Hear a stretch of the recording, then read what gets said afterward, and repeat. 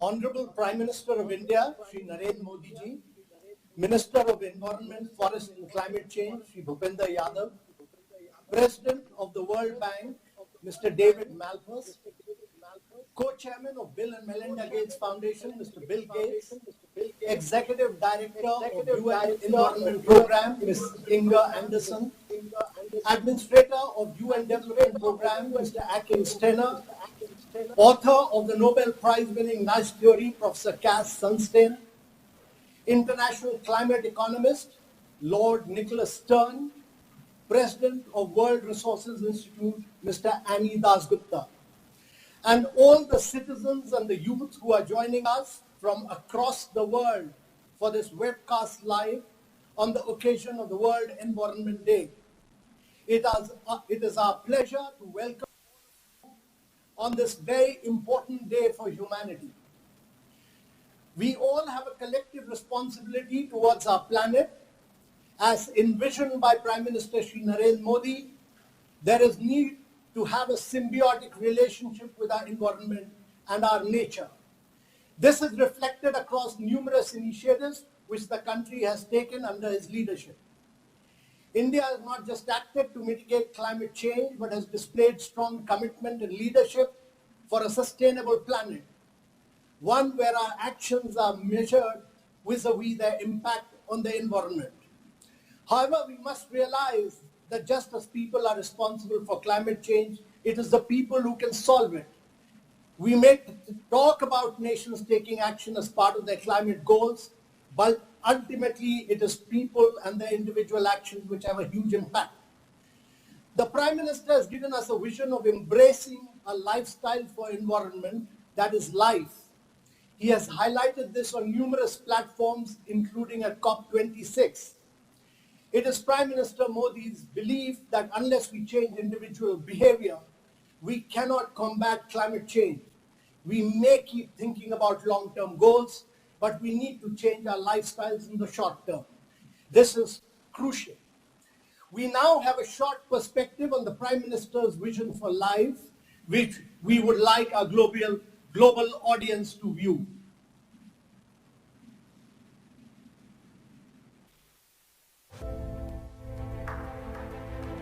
Earth is our home. It is 4.5 billion years old and the only home we have. We are only one among 8.7 million species. And over the centuries, we have changed our planet. We have made great strides in science and technology. We have comfortable lives.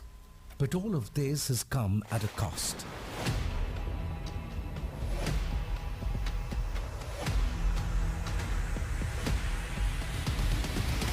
Our actions are harming the planet. They're changing the climate, destroying ecosystems, and killing living beings. Wildlife populations have declined by 68% since 1970. Air, land, and water, we have used every natural resource and left it either polluted or extinct. Microplastics are now found from the deepest oceans to the highest peaks. If we do not reduce our plastic consumption drastically, it is estimated that by 2050 there will be more plastic in the ocean than fish. Things are at the tipping point. Every choice that we make, every action that we take, echoes in the natural world long after we are gone.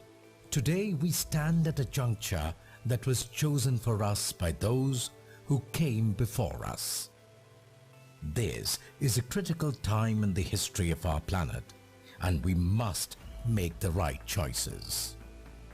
India has always inspired the world with innovative solutions to complex problems. Sustainability is embedded in the Indian way of life, in our tradition and culture. From an ambitious net zero by 2030 target for Indian Railways, the fourth largest railway network in the world, to the world's largest affordable LED for all initiative, to transforming lives of millions of women by providing fuel gas for cooking and heating, to decarbonization through green hydrogen, India is spearheading the quest for a sustainable planet. Act now. Close that tap. Switch off the engine. Recycle, nurture, grow, heal, breathe. We can resolve the climate crisis. The answer lies with us, in the smallest of decisions that we take every day. Our choices will ripple through time and can heal our planet. We can choose to become pro-planet people. LIFE यानी lifestyle for environment. आज जरूरत है कि हम सभी लोग एक साथ आकर कलेक्टिव पार्टिसिपेशन के साथ लाइफस्टाइल फॉर एनवायरमेंट यानी लाइफ को एक अभियान की तरह आगे बढ़ाएं। ये एनवायरमेंटल कॉन्शियस लाइफस्टाइल का एक मास मूवमेंट बन सकता है। आज आवश्यकता है माइंडलेस और डिस्ट्रक्टिव कंजम्पशन के बजाय माइंडफुल और डेलिबरेट यूटिलाइजेशन की। पूरी दुनिया में करोड़ों अरबों लोगों के हर रोज की ये चॉइसेस क्लाइमेट चेंज के खिलाफ लड़ाई को हर दिन बिलियन स्टेप्स आगे ले जाएगी।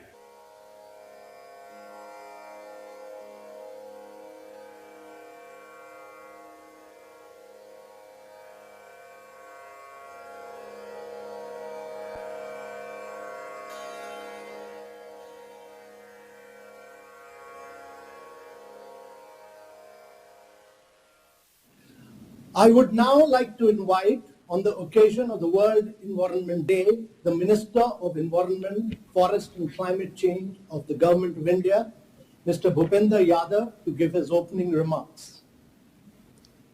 Respected Prime Minister Shri Narendra Modi ji and the member of August gathering.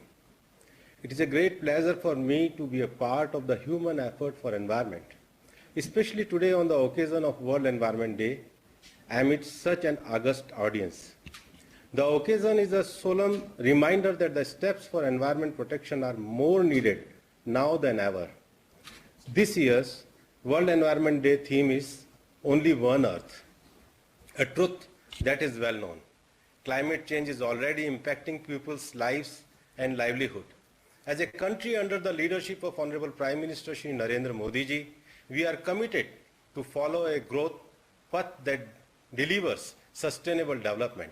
We have made significant strides in every sphere despite our developmental challenges, such as clean energy systems, enhanced energy efficiency, resilient urban infrastructure, innovative and sustainable green transportation networks, and planned afforestation. During the last 8 years, India has witnessed the fastest growth rate in renewable energy capacity addition among all large economies. Today, as the world faces severe environmental crisis, it is crucial that we find ways to combat it not just through modern technologies, but with the wisdom of our collective cultural tradition and knowledge. The need of the hour is urging mindful and deliberate utilization. The present generation has to protect the rich natural treasure for future generation. Achieving sustainable patterns of consumption and production is critical if we are to overcome the planetary crisis of climate change. As we are intimately linked with environment for survival, the world must focus on conserving natural ecosystem. Collective efforts are needed to chart a new low-emission path. Most recently, at COP26 in 2021, the Honorable Prime Minister highlighted the importance of individual behavior change for catalyzing climate action as part of the Lifestyle for Environment LiFE movement.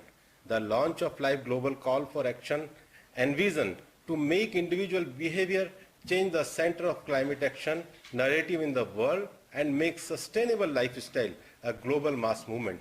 With these words, I extend my best wishes to all the people worldwide and hope that we can make collective and innovative effort to make our planet cleaner and greener. Thank you very much. Thank you, Honorable Minister. I would now like to invite Mr. Bill Gates, co-founder Microsoft and co-chairman Gates Foundation, a humanitarian who's been a key supporter of environmental and climate causes through his varying initiatives, including the work on Nudge, which his foundation is undertaking in India. He joins us from Seattle. Thank you, Prime Minister Modi, for inviting me to speak at the launch of this important initiative, Lifestyle for Environment Movement. This is a critical time in the fight against climate change. People all over the world are already being affected by a warmer climate. For example, we have seen impacts like the catastrophic floods and unprecedented heat waves that have struck India and South Asia in recent weeks. In a typical year, the world is still emitting over 51 billion tons of greenhouse gases. Countries like the United States need to take the lead in reducing these emissions and making sure there's technologies that make it easier for all countries to do the same. I'm inspired by India's leadership and efforts to curb the rise in emissions, and I was excited to learn about the LiFE movement and its potential to draw in the full power of collective action. To eliminate greenhouse gases, we need innovative technologies and participation from all. Ensuring that these breakthrough technologies will be widely adopted will require not only large investments and partnerships between the private and public sector, but also demand from individuals. Individual actions will send market signals that encourage governments and businesses to invest in these new climate innovations and create the breakthroughs we need. The demand will ultimately bring down the cost of these technologies, known as the green premium, making clean technologies more affordable and accessible to everyone. I congratulate Prime Minister Modi for taking the lead on this global initiative of citizen action to promote pro-climate behaviors. Together, we can build a green industrial revolution, one that stops climate change, protects vulnerable communities, and puts the world on a path to progress. The necessity for collective global action to address climate change has never been greater, and India's role and leadership are crucial in assuring we reach our climate goals. Thank you. Thank you, Mr. Bill Gates. I now welcome Professor Cass Sunstein, author of the Nobel Prize-winning Nudge Theory, and Robert Walmsley, Professor of Behavioral Science at Harvard University. His research in the field of individual and social behavior change has been globally acknowledged. He joins us from Boston. Hello, it is a great honor to be with you today to celebrate the launch of the Lifestyle for the Environment movement. India and the Prime Minister have been world leaders with respect to environmental protection and climate change and human behavior. And many of us all over the world are looking to India for inspiration and ideas. To celebrate the launch, I'd like to speak a little bit about a framework which India has been using and which is being used all over the world for behavior change in connection with the environment and climate. It's called the EAST framework. It is an acronym, EAST. The E stands for easy, and the basic idea is if the goal is to help individuals or households or companies to choose an environmentally preferable approach, to make it easy is often the best thing to do. The A is for attractive. If we have spirited colors, if we have fonts and appearances that are attractive to people, then we're more likely to see behavior change. India and other nations have often used attractiveness as a signal to promote environmentally preferable choices. S stands for social. If we know the social norm is in favor of environmentally better behavior, or if we know people are increasingly engaged in environmentally preferable behavior, we will see more of it. It creates a kind of self-fulfilling prophecy. Norms are essential for improving lifestyle. The T in the East framework is for timely. If people are given information or a reminder or a signal at exactly the right time when they're making the decision or maybe the hour before, it's more likely to be effective. That's the East framework. I'd like to add one letter to the framework. The letter is F, so we have a new acronym, FEAST, and the F is for fun. Often environmentally preferred behavior, better lifestyles actually are fun. They make people smile. They make them feel they're contributing to their nation. We've seen this in India often in recent years. We've seen it in Europe also, and sometimes in North America. It is really an honor to be able to speak to you on this historic event, and I look forward to seeing new creativity and new initiatives with respect to FEAST. Actually are fun. They make people smile.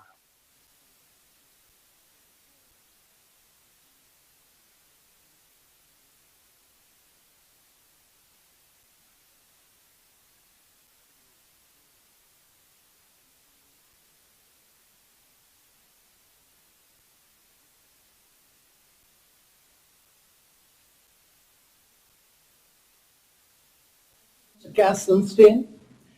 The UN agencies are playing a leading role in combating climate change at the global level and are playing a key role in governments and institutions embracing environment-friendly solutions. I now call upon Ms. Inga Anderson, Executive Director of the United Nations Environment Programme, to make her statement. She joins us from Stockholm. We are in the midst of a triple planetary crisis: the crisis of climate change, the crisis of biodiversity loss, and the crisis of pollution and waste. This is a crisis created entirely by decades of relentless and unsustainable consumption and production. Our current consumption patterns require 1.7 Earths to fulfill, but we all know this is not possible because we have only one Earth. How we live and consume matters, and matters greatly. I welcome the launch by the Prime Minister of India of the Lifestyle for the Environment, or LiFE movement, on World Environment Day. Because every person and every country needs to lead for the planet. With more than 1 billion people and home to a thriving generation of innovation and entrepreneurship, India is central to global environmental action. I look forward to following your progress as you launch this hugely important movement, because when India leans in, the world watches and follows. We at UNEP look forward to supporting the government of India and its people in pushing forward on the sustainable consumption and production agenda as India assumes the presidency of the G20 in 2023. Because we can all tread lightly on this planet and live in harmony with nature. Because we have only one Earth. Ms. Inga Anderson, I would now like to invite the Administrator of the United Nations Development Programme, Akim Steiner, to deliver his remarks on the occasion of the World Environment Day and the global launch of the LiFE movement. He joins us from New York. Excellencies, ladies and gentlemen, it is a great privilege to join His Excellency the Prime Minister of India, Shri Narendra Modi, and other distinguished guests for the launch of the Lifestyle for Environment Global Call for Ideas and Papers on World Environment Day. It takes place as the world came together at Stockholm Plus 50 to celebrate the world's many environmental accomplishments since the year 1972. In those 50 years, the world has concluded over 500 multilateral environmental agreements. Yet we all know we must do better as our natural world continues to be degraded and destroyed while climate change intensifies. The United Nations is working side by side with countries and communities, helping them to decarbonize and restore our natural world while driving forward human development.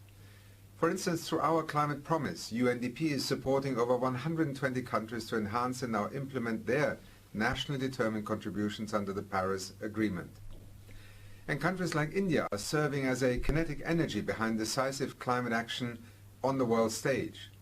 That includes its work through cutting-edge initiatives such as the International Solar Alliance, the Coalition for Disaster-Resilient Infrastructure, and One Sun, One World, One Grid, which aims for interconnected solar energy infrastructure at a global scale.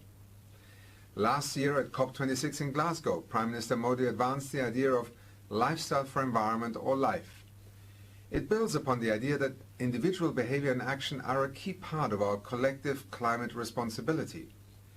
It aims to attract some of the world's very best solutions to drive climate-friendly behavior amongst individuals and communities, from grassroots innovators to academia to international organizations and beyond. As ever, please continue to rely on the support of the United Nations and UNDP as we help to make LiFE a global movement to change the way we live. Like nature, all of us must now be part of a metamorphosis to secure the future of both people and planet. Thank you.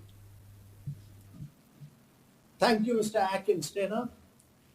Now let us hear from the institutions which are driving the global discourse on climate change. I would like to invite Mr. Ani Dasgupta, CEO and President of the World Resources Institute, WRI, to deliver his remarks. WRI has helped develop practical solutions to improve people's lives and works to ensure that nature thrives. Mr. Dasgupta joins us from Washington, D.C. What a wonderful, wonderful occasion. It's a privilege to be part of it. I want to congratulate India and Prime Minister Modi for this exciting launch. And thank you for paving the way for a much needed global movement, a much needed global conversation on how we live, how we consume, how we take care of the planet. The science couldn't be clearer. We consume 100 billion tons of raw material every year as a planet today. Only 8.6% of it is circular or turns around. As you heard from Inger, there's not enough planet for us to live the way we live. It's clear circularity, or how we actually consume, how we live, has to be part of the solution. For us to get to from where we are in 2022, to get to 2030 or 2050 goals of the world, every lever of change has to change. That means also very much how we live, how we consume, how we take care of our lives is very important. So I can't overemphasize, Prime Minister, the importance you put to bring people to the movement, our lives to the movement. It doesn't mean consuming less for everyone. Prime Minister very correctly says it means thoughtful utilizations. It actually might mean consuming more for some. There are 800 million people in the world who don't have standard electric connection. It's thoughtful utilization. For 100 years, I think we have connected success or prosperity with consumption. I see this movement, Prime Minister, as reversing that and valuing taking care of the planet as success and prosperity. I can't overemphasize the importance of India launching this movement. India today is about consumes per capita 1/3 of the global average of consumption or emission. So where the world needs to go is towards where India is, not the other way around. And it's not just emission in India. India and his, ancient societies across the world, due to necessity and due to wisdom, have found ways to live with nature, to thrive nature, to take care of nature. That knowledge needs to be part of our collective knowledge now. We have made for a long time difference between what science is, and we have called it traditional knowledge.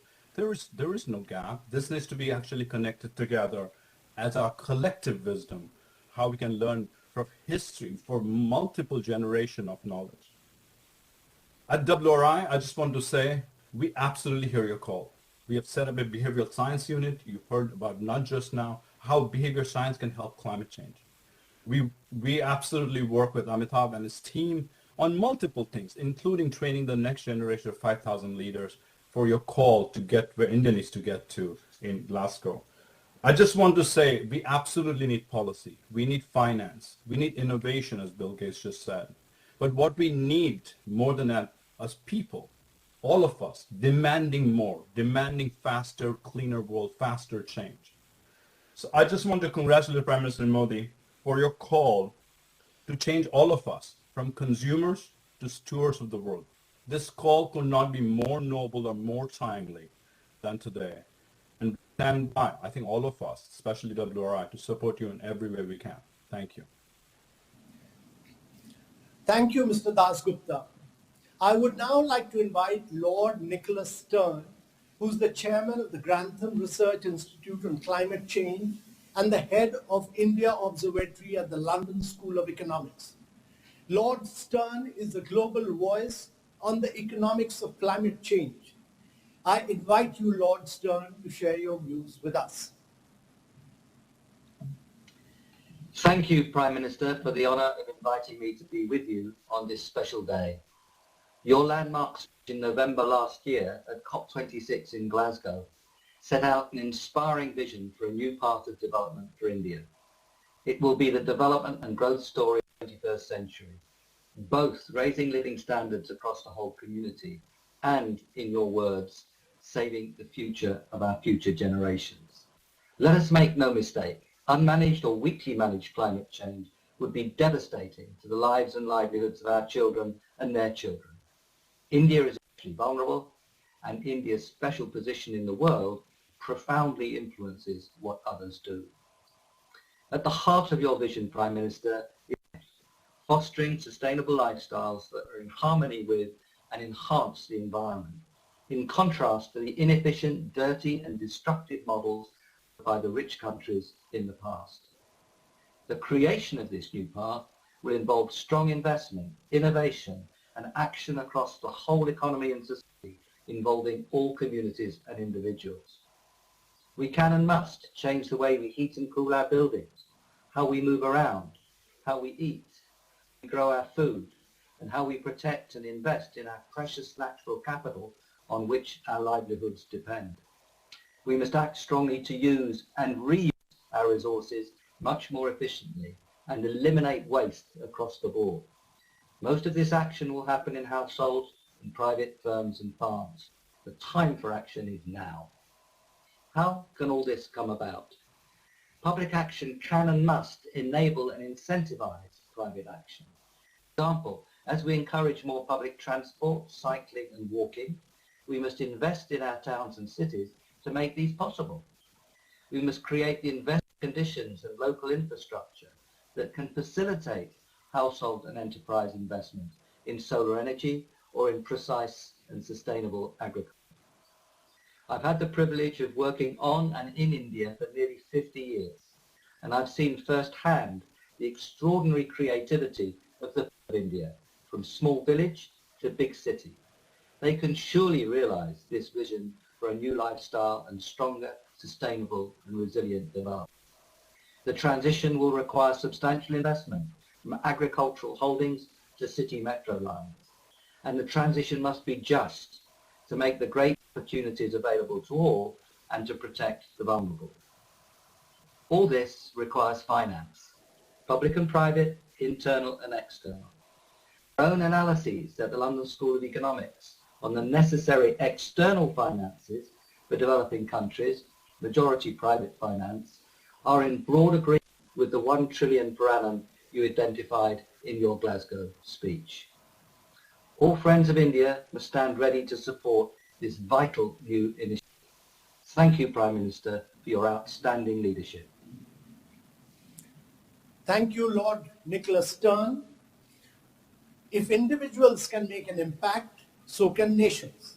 For nations to make impact at a large scale, financing environment-friendly infrastructure projects is of essence, and World Bank is leading from the front. I would now like to invite World Bank President, Mr. David Malpass, to deliver his address. Mr. David Malpass is a distinguished global economist and joins us from New York. Thank you very much.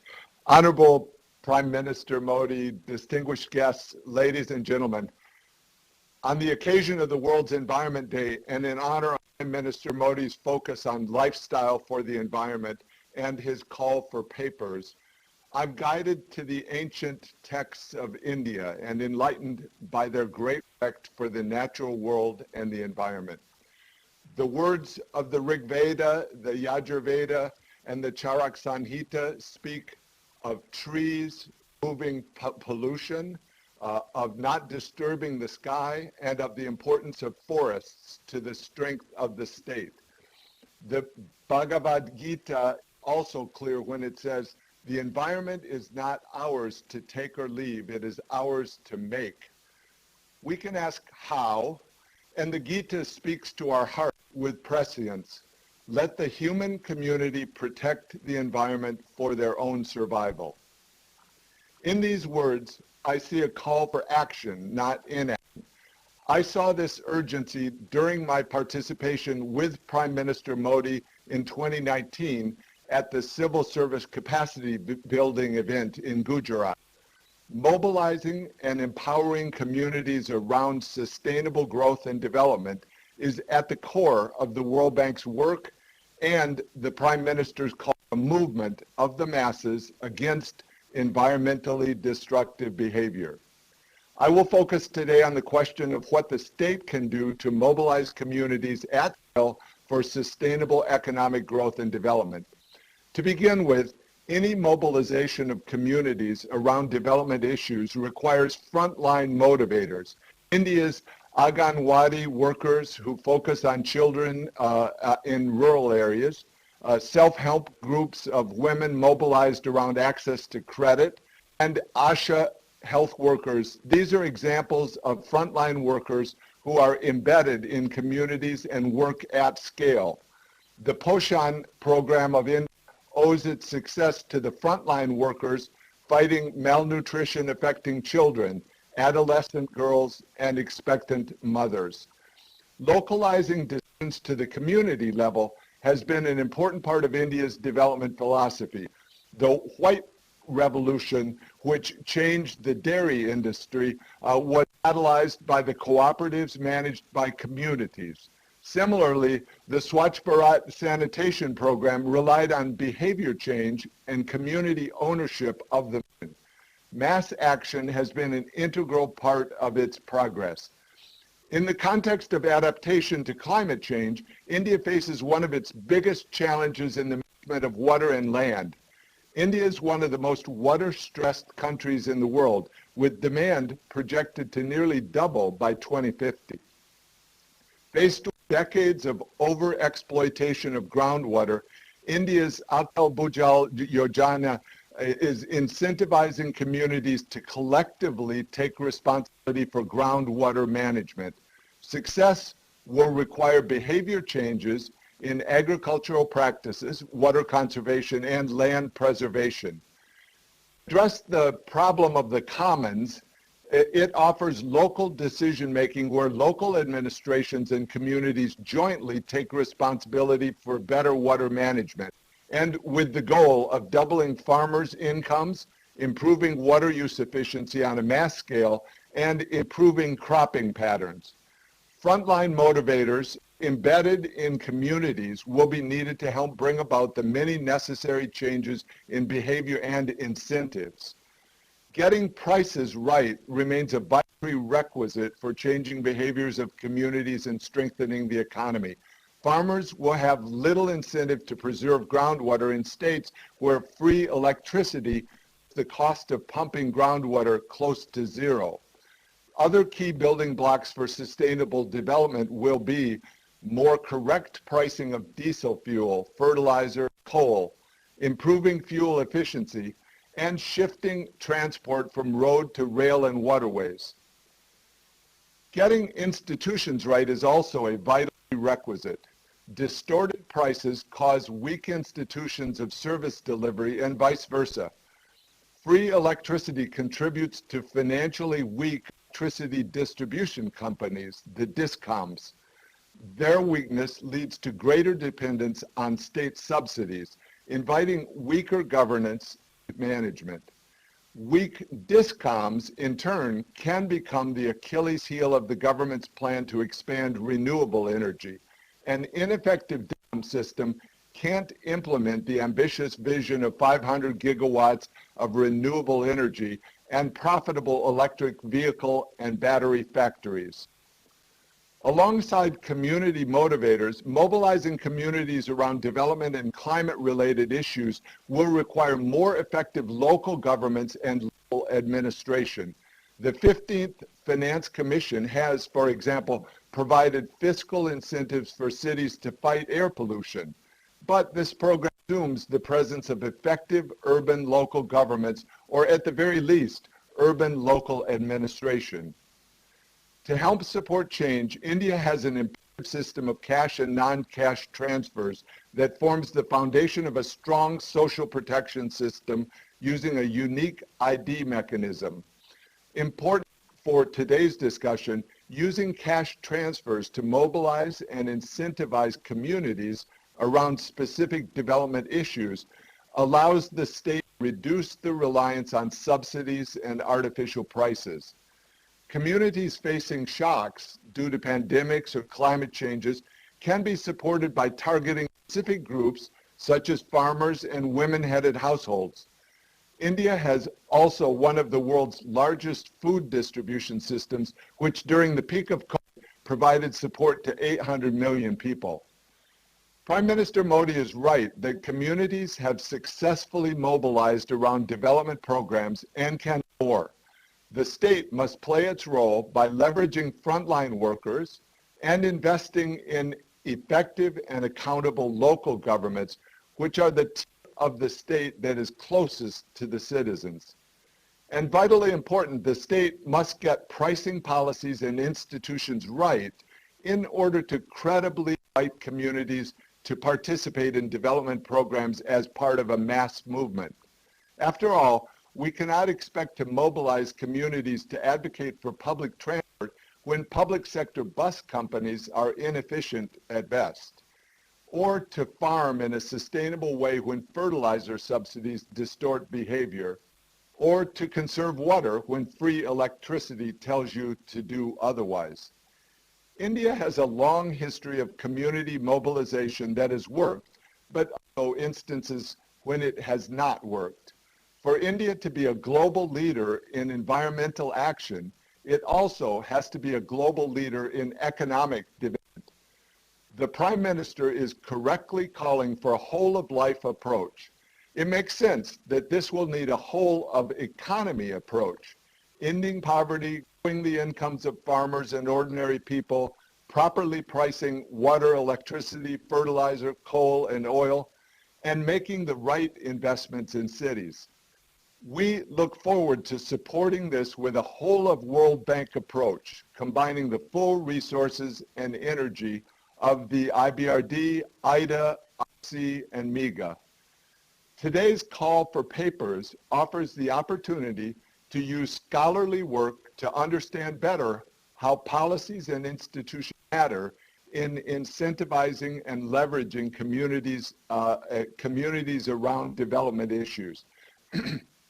Let us not lose this learning opportunity being offered here today by Prime Minister Modi, who said recently that once people are determined to do something together, they do wonderful things. Thank you very much. Thank you, Mr. David Malpass, for your thought-provoking and inspirational words. Now it is my honor to invite the Honorable Prime Minister of India, Shri Narendra Modi ji, who has conceptualized this LiFE movement, who has displayed true climate leadership, and who has led transformational grassroots level initiatives from the front. From Swachh Bharat Abhiyan to the Namami Gange program, from Ujala to Ujjwala, from faster adoption of electric mobility to green hydrogen, to Give It Up campaign and Save the Rain initiatives. Through his vast path-breaking measures, he has been a great driver of individual and community behavioral change. I request you, sir, to address India and the world on the occasion of the World Environment Day and launch the LiFE Global Call for Action. Honorable Prime Minister, sir.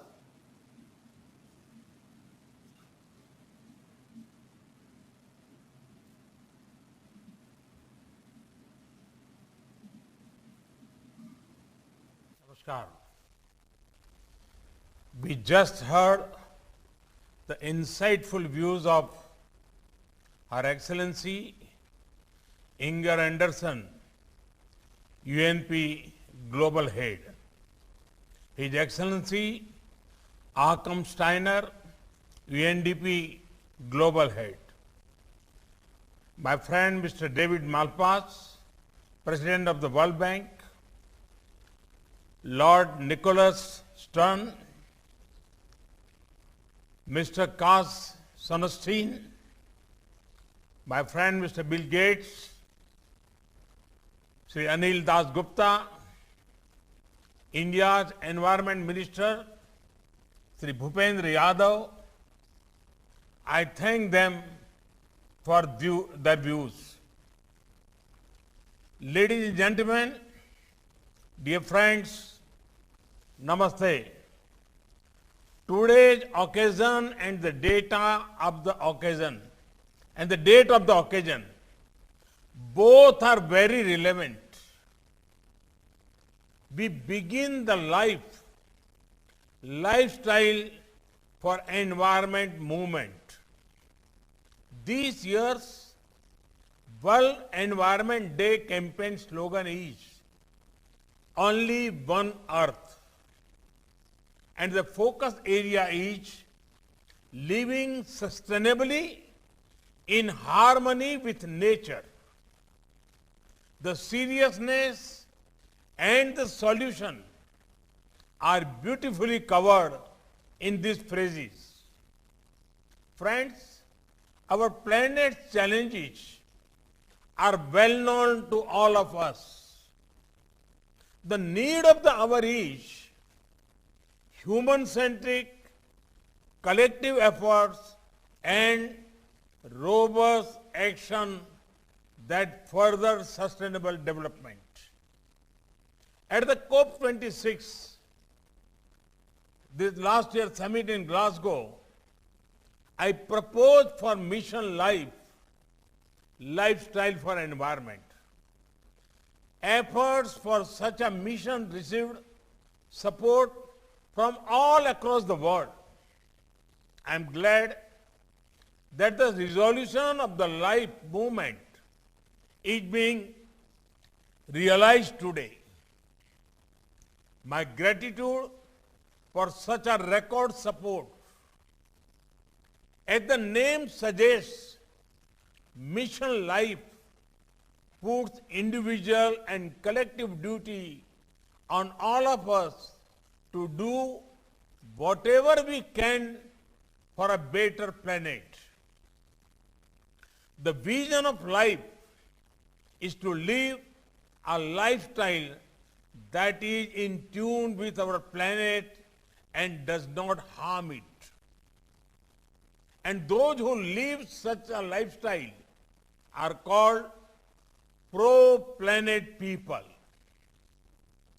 Mission LiFE borrows from the past, operates in the present, and focuses on the future. Friends, the secret behind the Earth's long life is the harmony our ancestors maintained with nature. When it comes to tradition, almost all parts of the world have traditions that show a simple and sustainable solution to environmental problems. In Ghana, traditional norms have helped in turtle conservation. In the Serengeti region of the Tanzania, elephants and bushbucks are sacred. Thus, they have suffered less from illegal hunting. The Okpaga and Ogriki trees are special in Ethiopia In Japan, there is furoshiki, which could be a sustainable alternative to plastic. Sweden's lagom philosophy encourages a balanced life. We in India have equated nature with divinity. Our gods and goddesses have plants and animals associated with them. I have given just a few examples. There are many more such practices. Reduce, reuse, and recycle are the concepts woven in our life. Circular economy has been integral part of our culture and lifestyle. Friend, thanks to our 1.3 billion Indians, we have been able to do many good things for the environment in our country. Our forest cover is increasing, and so is the population of lions, tigers, leopards, elephants, and rhinos. Our commitment to reach 40% of installed electricity capacity from non-fossil fuel based sources has been achieved 9 years ahead of schedule. About 370 million LED bulbs have been distributed in the last few years. This has contributed to energy saving of about 50 billion units of electricity per year. It has also ensured a reduction of almost 40 million tons of carbon dioxide per year. We have achieved 10% ethanol blending in petrol 5 months ahead of the November 22 target. This is a major accomplishment given the blending was hardly 1.5 in 2013-14 and 5% in 2019-20. This has enhanced India's energy security, reduced crude oil import for more than $5.5 billion. It has also reduced carbon dioxide emissions by 2.7 million tons, and it has increased income of farmers by almost $5.5 billion. Renewable energy is becoming widely popular, and our government has very high focus for development of this sector. Friends, the way ahead is all about innovation and openness. At every level, let us encourage innovators focusing on the sustainable development. Technology can be a great supporter to achieve this. When tradition and technology meet, the vision of life will be taken further. I especially urge those in the academic world, researchers, and our dynamic startups to think about this. Their youthful energy is exactly what the world needs at this crucial time. We should also be open to sharing our best practices with others and learning from the successful practices of others. Mahatma Gandhi talked about a zero carbon lifestyle. In our daily life choices, let us pick the most sustainable options. Let us follow the principle of reuse, reduce, and recycle. Our planet is one, but our efforts have to be many. One earth, many efforts. Friends, India stands ready to support any effort for a better environment and to further global wellness. Our track record speaks for itself. We are proud to have taken the lead in making yoga more popular. Initiatives like the International Solar Alliance, the focus on one sun, one world, one grid, the Coalition for Disaster Resilient Infrastructure are making major contributions. We are glad that the world is supporting these efforts. I'm sure that the LiFE movement will further unite us and ensure a secure further for the coming generations. I once again invite the world to be a part of this journey. Together, let us make our planet better. Let us act together. It is time for action.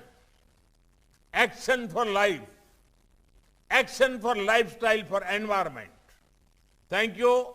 Thank you very much.